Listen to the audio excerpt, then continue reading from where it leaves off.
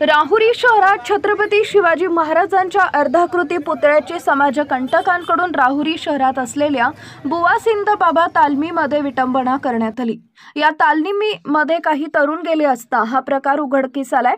या प्रकरणाची दखल घेत बहुसंख्येने तरुणांनी राहुरी पोलीस स्टेशन गाठत घटनेची माहिती राहुरी पोलीस स्टेशनचे पोलीस निरीक्षक संजय ठेंगे यांना दिली आहे। पोलीस स्टेशनमधून निघून तरुणांनी राहुरी शहरातील सर्व दुकाने बंद करण्याचे आवाहन करत व्यापारी पेठ बंद केली। या निंदनीय घटनेचा जाहीर निषेध केला। व्यापाऱ्यांनी आपली सर्व दुकाने कडकडीत बंद ठेवत या घटनेचा तीव्र निषेध व्यक्त केलाय। तरुणांनी आपला मोर्चा नगर मनमाड रस्त्यावर आणत मल्हारवाडी चौकात 1.5 तास रास्ता रोको आंदोलन केलेले आहे। या घटनेची गांभीर्याने दखल घेत पोलीस निरीक्षक संजय ठेंगे यांनी पोलिसांचा मोठा बंदोबस्त बुवासिंद बाबा तालीम इथं रवाना करत स्वतः घटनास्थळी धाव घेतली। तसेच वरिष्ठांना याबद्दल माहिती देत दंगल नियंत्रण पथकाला पाचारण केलेले आहे। यावेळी रास्ता रोको आंदोलनात हजारोंच्या संख्येने तरुण वर्ग उपस्थित होता। यावेळी आमदार शिवाजी कर्डिले यांनी राहुरी इथे येऊन जमलेल्या जनसमुदायास मार्गदर्शन करत ठोस कार्यवाही पोलीस प्रशासनाने करावी अशी मागणी केली आहे। संबंधित आरोपी 2 दिवसात शोधून काढावेत, त्यांच्यावर विना जामीन गुन्हा दाखल करावा, खरे आरोपी पोलिसांनी ताब्यात घ्यावेत असं यावेळी उपस्थित पोलीस उपअधीक्षक डॉक्टर बसवराज शिवपूजे यांना सांगितलंय। अचानक 1.5 तास रास्ता रोको आंदोलन केल्याने रस्त्याच्या दुतर्फा वाहनांच्या रांगा लागलेल्या दिसत होत्या। पोलीस उपअधीक्षक डॉक्टर बसवराज शिवपूजे यांनी कायदेशीर गुन्हा दाखल करून आरोपीस अटक करण्यात येईल, त्यासाठी आम्हाला वेळ द्या, योग्य ती कार्यवाही पोलीस प्रशासन नक्की करेल असं आवाहन उपस्थितांना केले।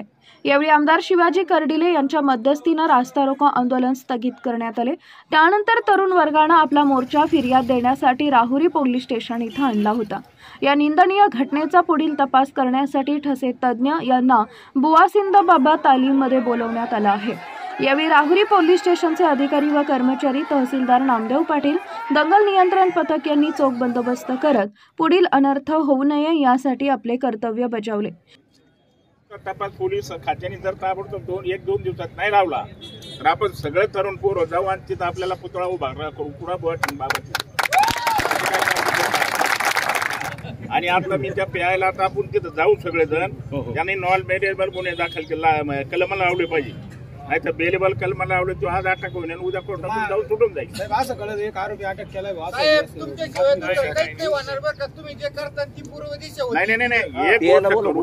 आता माझी सगळ्याला हात जोडून विनंती, आता आपण जर केला 2 मिनिटं सजा कोणाला मिळते?